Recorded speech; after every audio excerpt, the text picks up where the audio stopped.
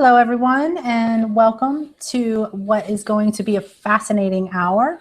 We're going to talk today about the Library of Congress and introduce the Library of Congress to educators. My name is Kathy McGuigan, and I work in the Education Outreach Department at the Library of Congress, and that means I work with teachers throughout the country on developing and delivering professional development programs.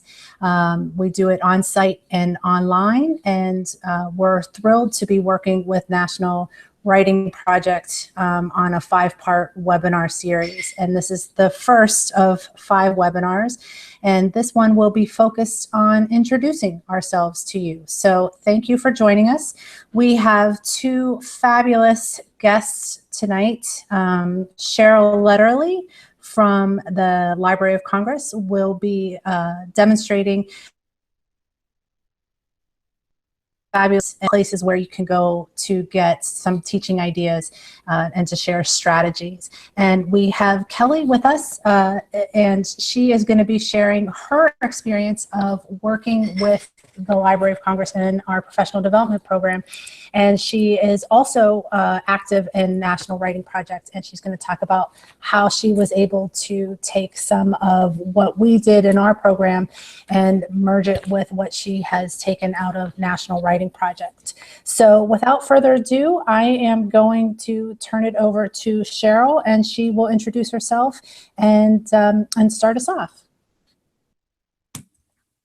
Thank you so much, Kathy. As Kathy said, I'm Cheryl Letterly, and my job, much like Kathy's, is to work with educators from around the country. We do lots of different things. We publish content online. We do professional development online and live. And I very much look forward to beginning a conversation with you by showing you around a little bit about the Library of Congress as a whole and focusing pretty sharply on the ready-made teacher resources so that you're aware of some quick shortcuts for places to grab and go.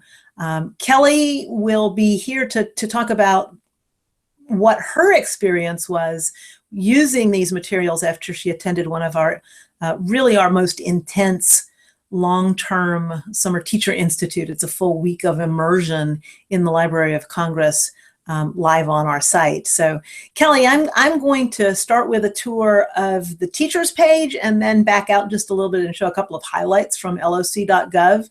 I've blocked out a chunk of time for you at the end of that, but if I come to something that gets you really excited, feel free to just interject, because that's what this is about, is what does this look like in a classroom?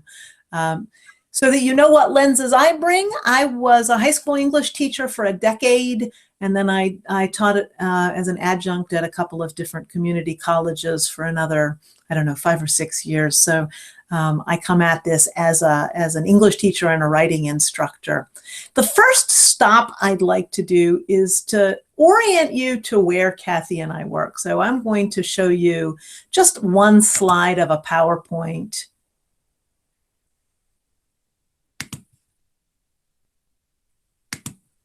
And let me bring this up larger. So what's coming up on your screen is the Capitol building squarely in the center. You'll see the white wings and the white dome. And a little bit behind it to the left is the Supreme Court. I don't work there, but I think it's cool that it's right across the street from the Library of Congress. The Library of Congress Thomas Jefferson building is behind the Capitol, slightly to the right. You'll see its distinctive green dome if you've seen any pictures of it. And inside that are treasures and books. That's not the building Kathy and I work in. We work in a much more prosaic office building that's across the street and not in this picture. But if you were to come visit the Library of Congress, you would be here on Capitol Hill, and I would encourage you to do so if you ever get a chance. Here's just a little bit of fact about the Library of Congress. The Library of Congress has materials stored on more than 830 miles of bookshelves. We have books, of course, periodicals, of course. We also have recorded sound, including both music and voice. We have oral histories. I think some of the oldest ones we have were made with former slaves. And then we have very recent ones in, for example, the Veterans History Project. The library has more than 160 million items that it stores on those miles and miles of bookshelves. And that collection grows in a couple of different ways. It receives about 15,000 items a day through copyright deposit, and of those, it adds about 12,000 items to the collection. So it's vast and it's growing, and parts of it are online and accessible to anybody anywhere with an internet connection. What you should be seeing on screen now is that long distance access point. This is the library's homepage, loc.gov. I'll come back here and show you a couple of things, but for right now, I'm scrolling down and I'm aiming for the link for teachers.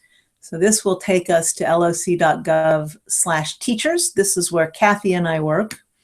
A few highlights. I'm not going to click through everything that we have, but I do want to point out some highlights. Under the color blocks across the top, you'll see the Teaching with the Library of Congress blog.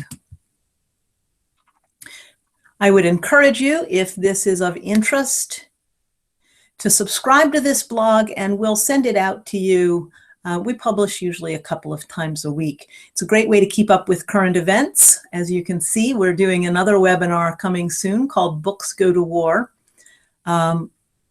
bringing in one of the reference specialists to talk about American service editions of novels and other reading materials, but also other kinds of writing. For example, we have a teacher in residence. Her focus is on lower elementary, and she wrote about this gorgeous picture book, A Apple Pie.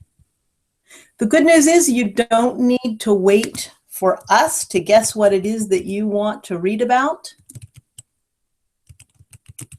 It is keyword searchable. You might see toward the upper left, I just typed in the search term multiple viewpoints.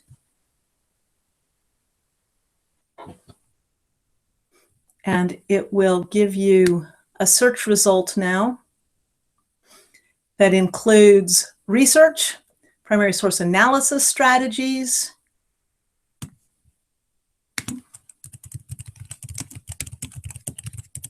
multiple perspectives. Oh, I typed that wrong. I mistyped it.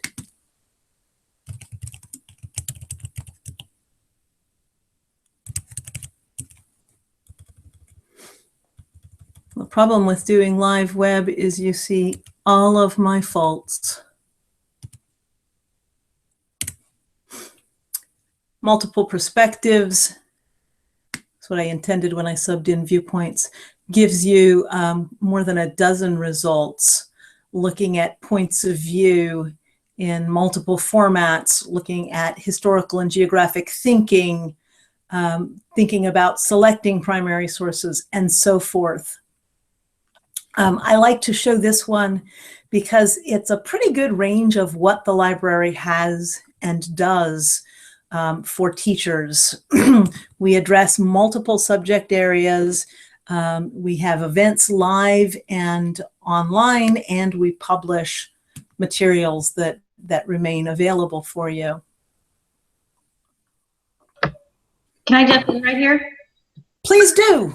So one of the things I love about using the resources is that it really helps the kids to get multiple perspectives. When we read a textbook, it feels sort of dry sometimes. And what the Library of Congress allows the kids to see is perspectives beyond the textbook. So we can corroborate based on what they're seeing with the actual stuff of history. And so it just makes it come alive, and to get those multiple perspectives is so important for them. And it gives them richer things to write about, richer things to talk about. So that's what I really love most about working with the materials.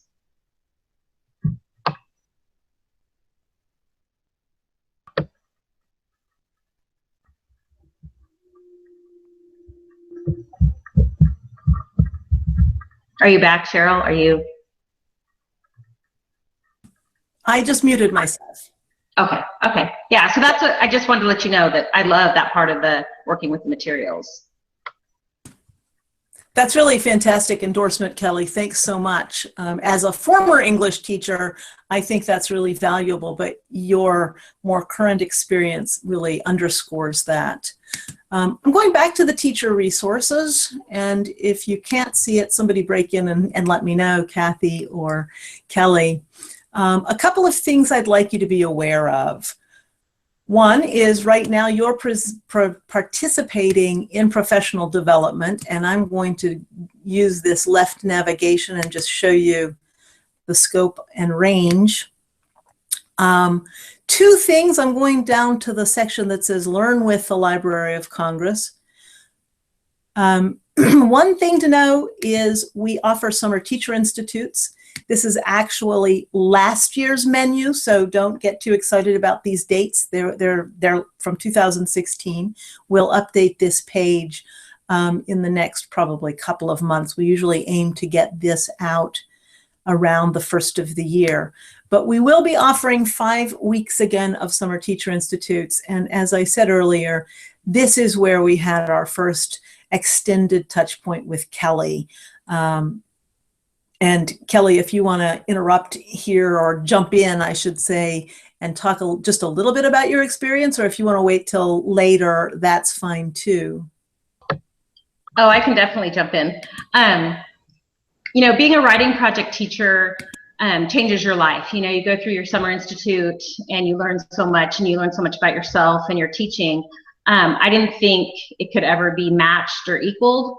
But going to the Library of Congress was probably the next best thing I've ever done as a teacher. That week-long institute is, it's life-changing, especially as an English teacher. I hadn't really thought about how I could bring in primary source documents. And so everything they give you is usable. You know, if I was in school, I could have used it the next day. All of the tools are very teacher friendly. They're obviously put together by teachers. And so being there for that week is magical. You get to see things. I saw a map that George Washington sweated on. And I saw just things that I didn't think I would ever see. The map where they planned D-Day. The map room was amazing to me. I think that's the thing that most affected me, and I'm an English teacher. So it really is life-changing to go there and to study with everybody from around the country and to get different perspectives. It just opens up your curriculum. It opens up your mind. It's a great experience.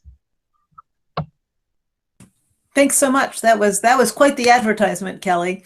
And again, the first way to learn about the Summer Teacher Institutes will be through the blog. We'll send that notice out. Back to the professional development page. The other thing I'd like to show you is our grid of webinars and workshops.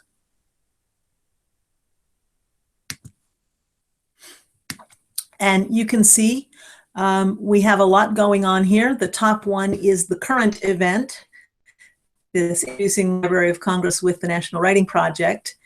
Next is Books Go to War, which we saw on the blog. Down at the bottom, there's a link to a webinar archives.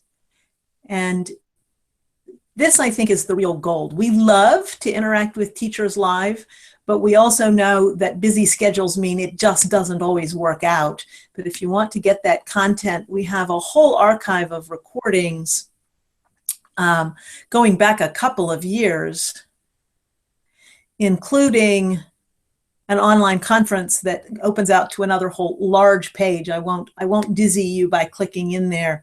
I'll leave it at, there's a lot of content here that could be explored. Going back to the teacher's homepage, in addition to professional development and the blog, we also develop and publish classroom materials. And I'm going to click there in this left navigation. There's a whole host of different kinds of materials, including primary source sets, lesson plans, presentations, and activities, and so forth. Most of those your teachers, you'll know what to expect in those. The primary source sets are some of the best shortcuts around, though, and I do want to show you some of the features of those. We have, I don't know, 35 or so of these on a whole range of topics. You can see it ranges from Abraham Lincoln to American authors, to Civil War music and Civil War photographs, the Constitution, and so on. We develop these with an eye toward meeting as many curricular needs as possible, trying to cover the K-12 spectrum and trying to hit as many curricular areas as possible.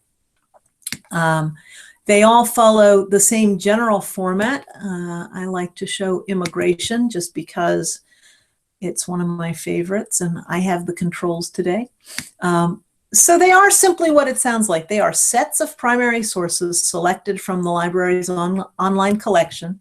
We select them with a careful scrutiny to make sure they, all of these are rights-free, can be used without any kind of worry in your classroom or publications in Truth for the most part.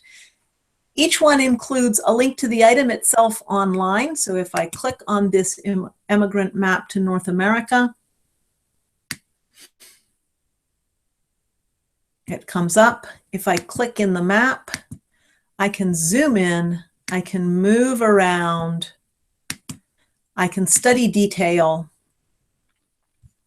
and I can really take a close-up look at this map. Kelly, you mentioned how much you like maps. And this is one example of how to get to them. Whoops, went a little too far there.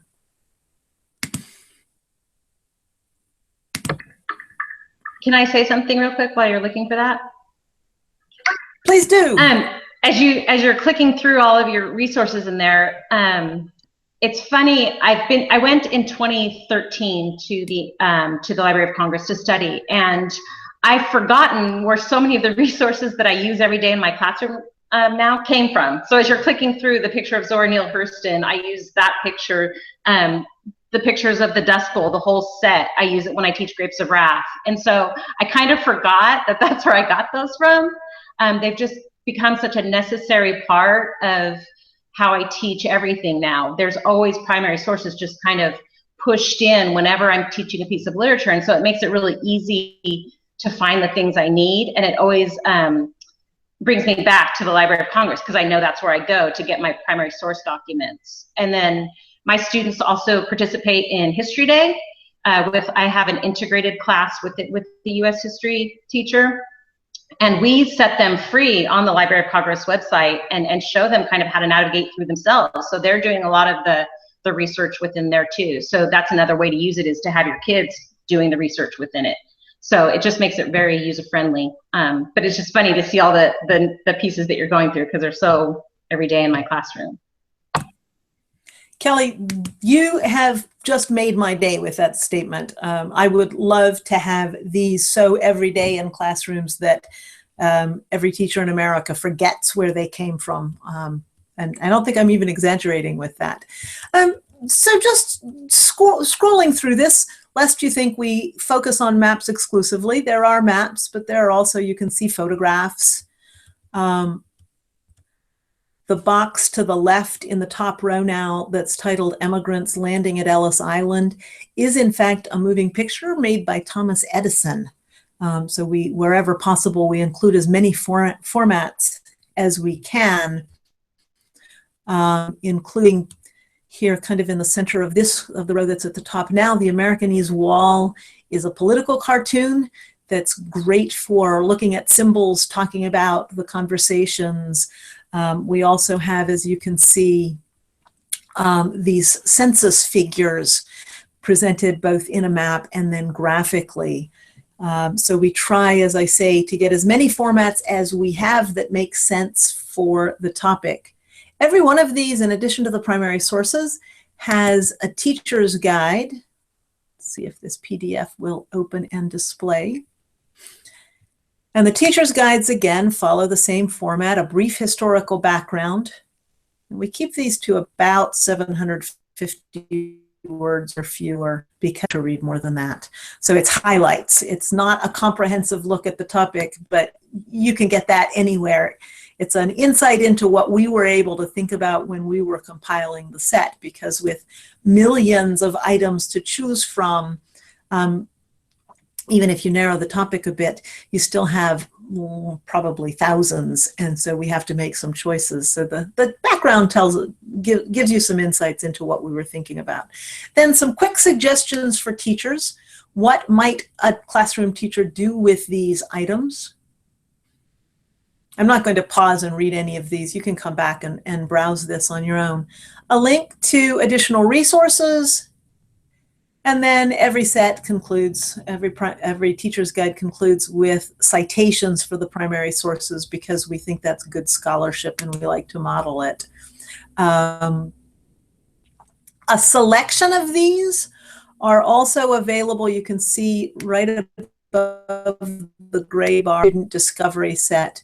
That's packaged as a free ebook available on iBooks. It's the same content. That particular technology allows some embedded tools that can facilitate the analysis.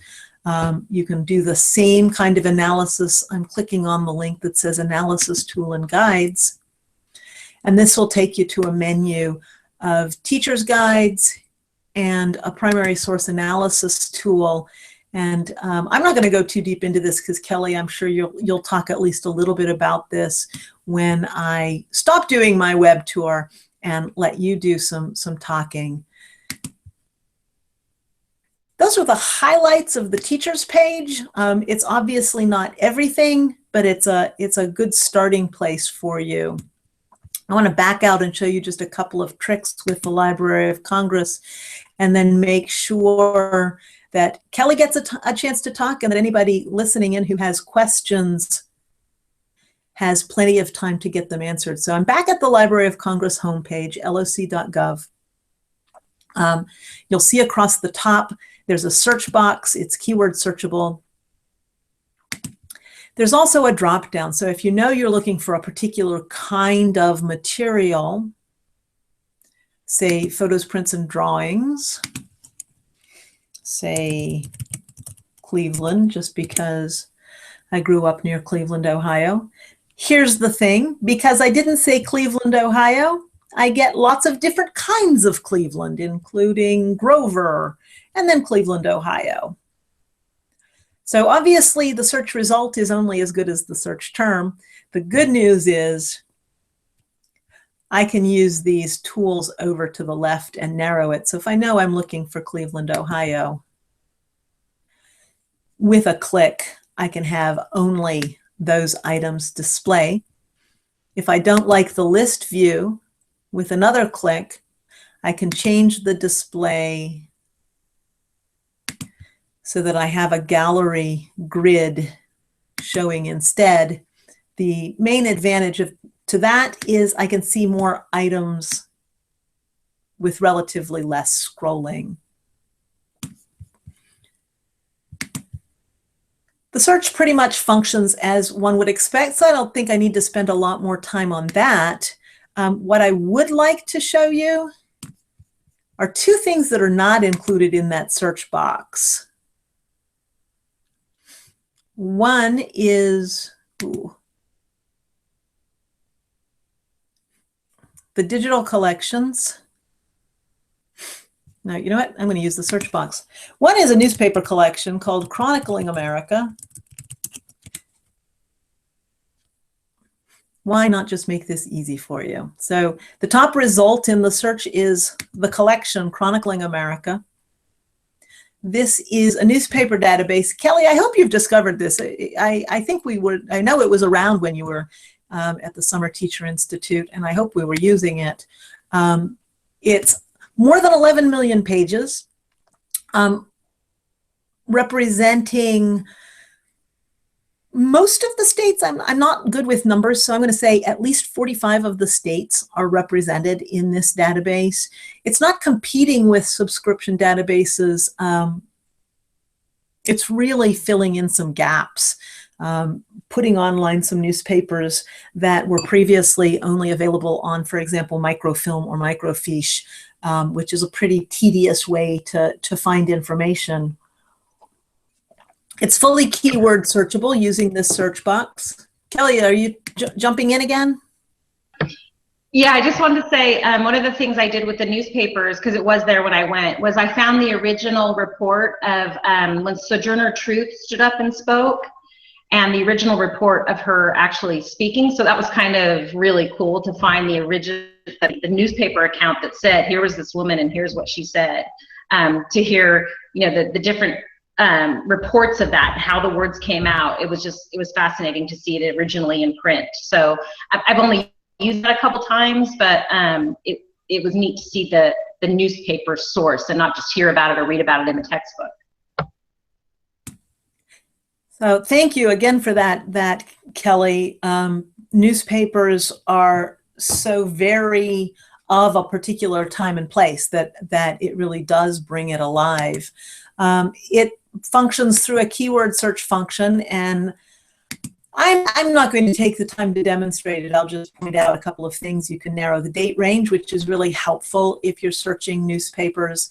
If you know you want something from your particular state, Kelly mentioned, for example, National History Day, and I know that making local connections can be really important. So Kelly might want to search only California, and with a click, her students can do that. So it has lots of search functions. Even more, I've clicked on the center tab for advanced search, and you can see you can drill down to a particular newspaper if you know the name of one. I will point out here, since I'm on this page, that there are multiple languages represented here. And so if you have multilingual students or are working with a world languages teacher, this might be a way to get some cross-curricular possibilities going. The one thing that I want to make sure you see, and if you've drifted away because it might be the end of a long day for you, and I understand how that is, I'd invite you to come back for a moment, because what I'm doing is a terrific time saver here in Chronicling America. I'm in the left navigation. Third bullet down says recommended topics. Let's go in by subject category. These are topics pages built and maintained by the folks who work every day with these newspapers. That's in there. It's not an exhaustive list by any means, but it's some very popular, for example, the serious things like Andrew Carnegie and Clara Barton. Something that sounds a little more frivolous, I don't know, dollar prints, I have not that page. Motorcycle, arts, education, culture, in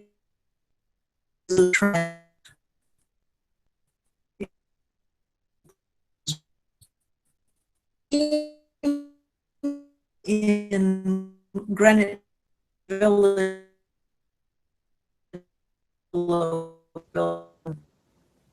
So this is Kathy. Cheryl, I think we're having some technical difficulties with your sound.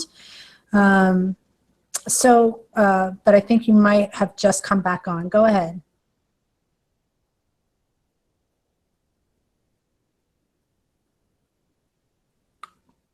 Okay. So give me 1 second. I'm going to pick up where Cheryl left off. Cheryl, are you there? Okay. Just give me 1 second.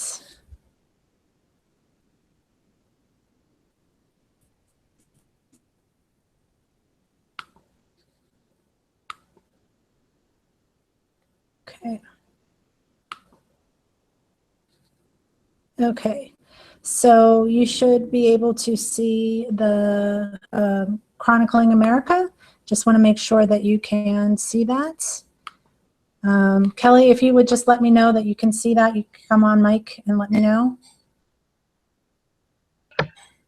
Yes, I can see it. All right, terrific. So Cheryl was in the recommended topics, and she looked at that by subject category, and I'm going to go back to that. And again, she was listing out a number of the subjects that are in here. And really, this is a place where you can grab and go and be able to get to materials rather quickly and be able to cut out the search on your own. And again, there's a wide variety of different topics. And for those who are doing National History Day, there is a category for using Chronicling America. So it's a great resource no matter what kind of work your students are working on. So I'm going to go back to the home page, and if Cheryl can hear me at any point, Cheryl, when you want to grab the microphone, you can go ahead and let me know.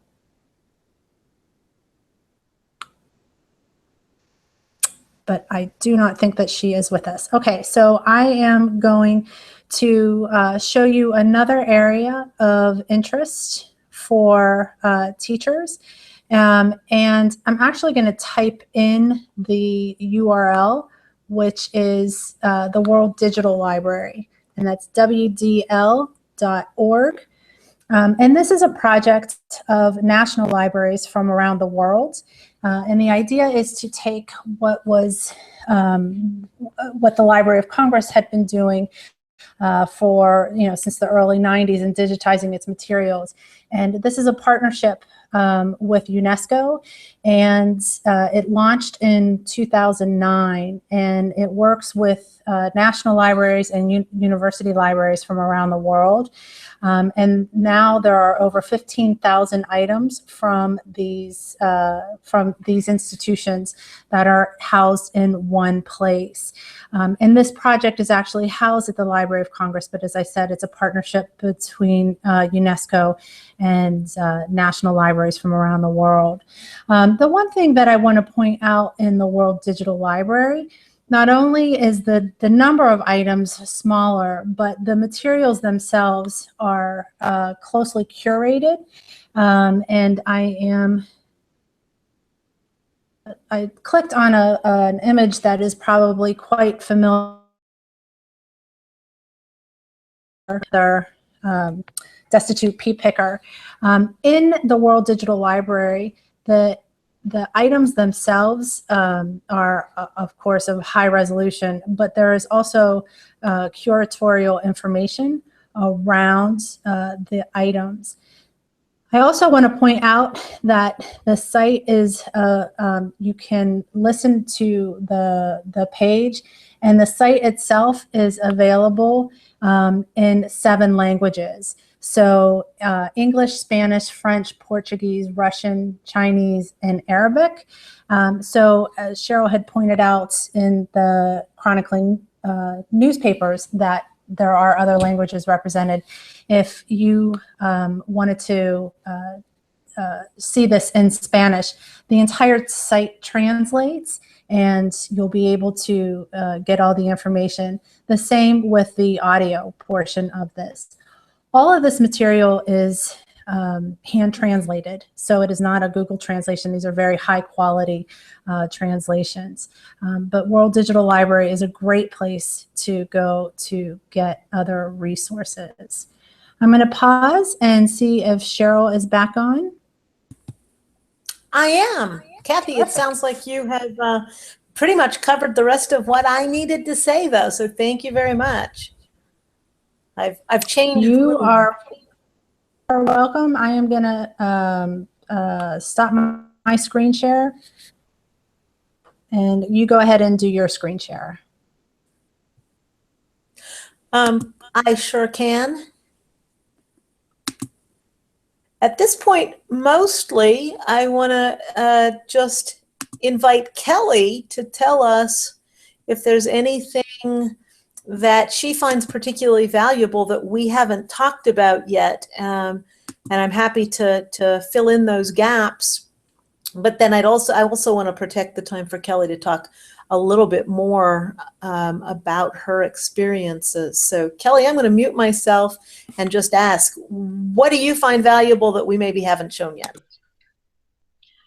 I'm trying to think of what you haven't shown. You went pretty quickly through the teacher resource tools, and I have found those to be very, very helpful because when I teach my integrated class, there's certain days where we're all together. So we'll have 66 kids in one classroom library environment, and the tools allow us, once we taught the kids how to use them, how to observe, how to reflect on that observation, like what are they thinking about that, and then to question more, to do further research. Once you teach the kids how to use those tools, they really are self-sufficient.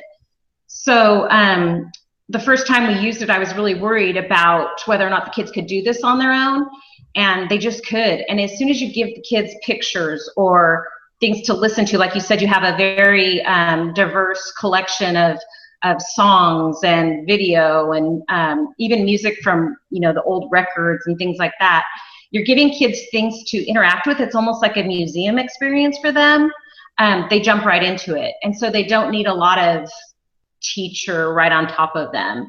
And so that for me was one of the biggest things is just those tools that are provided and you learn about when you go for that week that really help the kids plan their writing and think about how to approach a document and things like that. Thanks, Kelly. Well, let me go back and show these then. So I jumped into the analysis tool, but let me walk you through again. So from lsc.gov/teachers, going down this left navigation, you can just go right to using primary sources, which is a not very exciting but pretty clear about what it is heading. This is all the nuts and boltsy stuff, including tips on using primary sources, citing primary sources, English teacher with a library degree. I geek out over citations a bit. We have models in Chicago format, MLA, and APA formats. We're not trying to reproduce those 3 style manuals by any stretch. What we're trying to do is provide some models for the kinds of materials most often found on the library's website. And then going back to this top navigation, the teacher's guides and analysis tool. Kelly talked about the analysis tool, about the process her students go through, and her own concerns about what her students would do when they were given these objects, because it's a pretty sophisticated process, very different from reading a textbook, I would say, to extract information from, say, a photograph or a map or a video, for example. And in history, my teaching partner always talks about how she wants them to be thinking like historians. And so these tools kind of allow them to do that. They're very much more active participants in, with the new Common Core standards, we make claims and then we provide evidence, and this kind of works as the perfect tool to do that with. With textbooks, they're told what the information is. With this, with these visual elements or with the listening, they have to make claims on their own, and then they have to back it up with the pieces of evidence they're looking at. And so it's just a whole different way of thinking about source material that you get with those tools. And I know those tools, you said they're kind of boring to go through them, but I think as a teacher, that's the stuff that makes it so much easier for us, is that they're all provided there and we don't have to be reinventing the graphic organizers or thinking about, okay, what am I going to have a kid do with this picture once they have it in front of them? So those tools are very, very helpful. Fantastic. Thanks for that, Kelly. I just meant by not exciting, it's not the first place you click necessarily. So let me just show you some of the features of this primary source analysis tool. I'm using the online version because we're online. There's also a PDF if you want to give your students a print version, and sometimes that's just easier. But the online version has embedded question sets. So since Kelly's fond of maps, I'm going to use the format maps. And by clicking on, you can see this little question mark icon in each of the black bars with the big verbs, observe, reflect, and question. And if I click on this, you can see a pop-up question, describe what you see. And I can arrow through the prompts, what do you notice first, and so on. And those are embedded for the different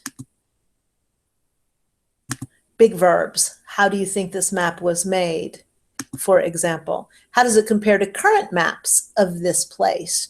So getting into the reflect gets into those deeper thinking skills. Observe is really just observing and describing. What size and shape is the map, for example? Let me back out just a little bit and point out that as a teacher, you can get all of the prompts in one place here in the teacher's guides. I'm going to show you the maps one just to keep it consistent with what we've already looked at. I can make this just a little bit bigger. You'll see the same questions that we were just arrowing through using the icon. Describe what you see. What size and shape is the map? How does this map compare to current maps of this place? So it's the same content, just in a print-friendly format. I'm going to use this to continue. You'll notice it's the same layout as the student analysis guide, and that's intentional. You don't have time to be matching up your question set to the student's response set. I will point out a couple of other things.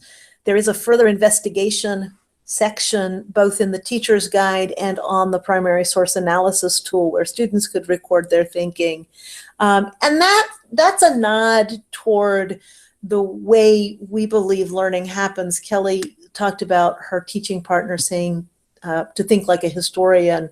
And I think it's not only historians, but lots of us think somewhat in circles and cycles. In fact, you might have noticed the circle near the top of the guide, and it's also on the analysis tool, that you take in information, you observe it, you reflect on it and try to make some meaning. Through that process, you'll generate questions, and it might not be even as linear as what I described. And then you'll start sifting those questions, and you'll decide which ones are worth researching further.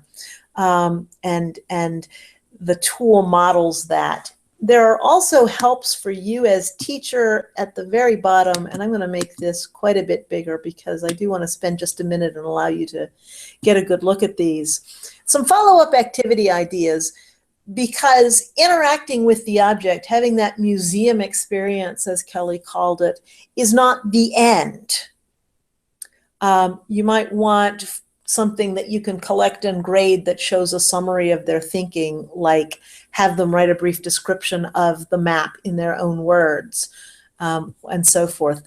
The follow-up activity ideas vary according to the format, as do the question sets. So I'm just back on the page. You can see we have them for quite a few formats. And Kelly, I do want to make sure that you get plenty of time to talk about your work. So I'm going to pause and invite you to talk about whatever you think is important for our audience to hear about. So there's two lessons that have really kind of grown since I went to the Library of Congress, and one of them is a text set that we put together. We got a whole bunch of resources from a collection at the library, and then we put more sources, like just digging around the library, on the March on Washington. And for my students, we gave them a lot of different documents to look at, and what we had them do was corroborate what they learned in the textbook with primary source documents, is to see, did the textbooks really capture, we gave them 5 or 6 different textbooks to read, and did they capture the truth of the March on Washington? Is this what really happened? And seeing the way different pictures were cropped, they could really look at different pictures where sometimes Martin Luther King was off to the side and sometimes he was in the middle. we had read a piece by John Lewis, a current congressman, who said that he had some different ideas than Martin Luther King did, and other people had different ideas, and how sometimes those were, you know, tampered down a little bit. And so hearing my students come to those observations on their own, and then corroborating it with what they read in the textbooks, was really fascinating. And for months after, that was probably one of the most successful lessons I ever did, because for months after, it was when all my students were on Facebook. They're not anymore. In 2013, they were posting articles about what John Lewis said now, and you know, what these different men who were there, what they actually did, and there'd be you know, news programs and things like that. So we had this ongoing conversation for a long time following that. The other lesson, and we can kind of do that every year because it's a yearly event, so the different students are coming through, and we can keep adding to that. So that's been one very successful for me. And then the other one was a complete set of documents that I got at the library when I studied there, was on women's suffrage, on the right to vote. And that one has taken off. I've done a ton of professional development with other teachers using that one. It's just so comprehensive. There's so many pieces to choose from. And I don't think I realized how, I mean, I knew it was controversial for women to get the right to vote, but I don't think I realized how many different perspectives, and what they thought it was going to do to the family, and what they thought it was going to do to, you know, a society as a whole that allows women these rights. And so having my students discover that, especially recently, has been very, very interesting. And then the last thing I kind of wanted to point out was, you know, in this day and age where we're having these false news reports that we're hearing about, you know, where fake news is coming out, to have the idea of corroboration, that there's not only one news source, that you have to dig in and find other things, I think is something that the Library of Congress has really been at the forefront of. Is just that there's so many different perspectives out in the world. There's so many different ways of seeing the same event, depending on who you are and how you see things. And so I think that idea of corroboration kept coming back to me at the Library of Congress. And I think that's what broadened my perspective the most, is to really have students, one of the things we have students do is to rewrite the section in their history book. Like, what would they add if they were rewriting the textbook? That's a big writing assignment we have them do. And it just gives the kids such a broader perspective on history, on current events, on how you do research, how you believe the news or not. So in that way, you know, going through this whole experience and then getting this stuff into my classroom has absolutely changed how I teach, because I can't do it now without looking at different perspectives and different pictures and different music, and it's just made it so much more rich. So that's really fantastic testimony, Kelly. Thank you for that. Were there any bumps that you had to get over? I mean, you know, you've given us these ringing endorsements, but let's keep it real. If there's anything that you had to grapple with, I think that's valuable too. Yeah, I'm trying to think, just because when you set a picture down in front of a kid, because I tend to use the visuals, I tend to use the auditory stuff. I don't, you know, with the newspapers, we're really just sort of looking at them, so I don't go into things with deep text. The kids find the things very accessible, and so I haven't run into a ton of roadblocks, just because they're so different and novel than what we typically do in reading the dense stuff, that I haven't hit a ton of roadblocks. And if I do, if something sort of doesn't work, I just kind of, you know, back out of it. But really, I'm trying to think of a time when it just, you know, I floundered. You know, there's times when the kids get way off on a tangent that doesn't quite work, and I have to keep bringing them back. That's the only time where they start to see, you know, the conspiracy theories or something with the sources. But you know, that's not real. That doesn't happen a lot. I really, finding the stuff in the Library of Congress is tough sometimes, because there's just a million documents, literally. But really, it's not finding the things, but sometimes I just hit Google Library of Congress and Zora Neale Hurston, or there's just ways around it sometimes when I can't find exactly what I'm looking for within the site. But even then, I can kind of back out and use those search engines, and so it sort of works. Yeah, so Kelly, this is Kathy. I have a question about what are some other places that your students go to get resources, or that you and your partner teacher go to get resources? So just there's museums in Sacramento that have come and presented to us. I don't know their exact name because she's the one who put it all together. So we go to the archives in Sacramento because we have that resource right downtown. So when we're doing History Day, they go there. Just online at our we have a good library at our school, so they use the library. But really for History Day, we try to keep them, you know, because we're talking about credible news sources and things like that. And I feel like the Library of Congress is curated. It you know, it kind of keeps that level of, we know these are valid documents. We know that these aren't doctored in any sort of way. So we really like to look for that Library of Congress, because you can find these things in a lot of different places. But when you have that Library of Congress tag along with it, it just feels more authentic, and the kids don't have to worry as much about, you know, really looking, is this valid? Is this, you know, is it doctored? Is it something like that? So you feel like you're in a more curated place with the Library of Congress. Great, thank you.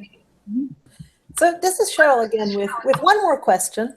Since we are here under the auspices of the National Writing Project, I'd really love to know what, if any, effect this has on your students' writing. How does it play in that, please? So I touched on it a little bit earlier, but what we do now when we have kids look at a set of documents is we'll give them a guiding question, a writing prompt. You know, for like, I was looking at for my March on Washington questions that we gave the kids. It was something like, what's the true story of the March on Washington, or what is often left out?